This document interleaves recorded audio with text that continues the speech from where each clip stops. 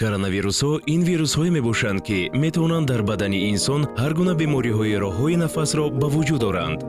донистан муҳим аст, ки нишонаҳои ин вирус ба зуком монанд аст.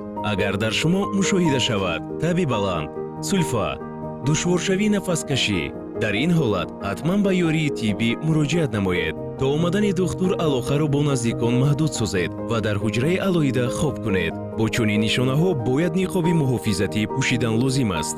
ҳангоми сулфа ва атса задан даҳони худро бо рӯймолчаи яккарата ё қисми дарунии оринҷ пӯшонед. бо ин роҳ аз сироятёбӣ наздикони шумо эмин мебошанд. дар охир тез дастонро бо собун шӯед. шустани дастон аз ҳама воситаи хуби пешгирӣ бар зидди ин сироят мебошад. дар хотир доред, агар дар шумо таби баланд, сулфа ё душворшавии нафаскашӣ ба мушоҳида расад, ҳатман ба духтури оилавӣ барои табобати саривақтӣ муроҷиат намуда ба хона даъват кунед. ба худ табобаткунӣ роҳ надиҳед.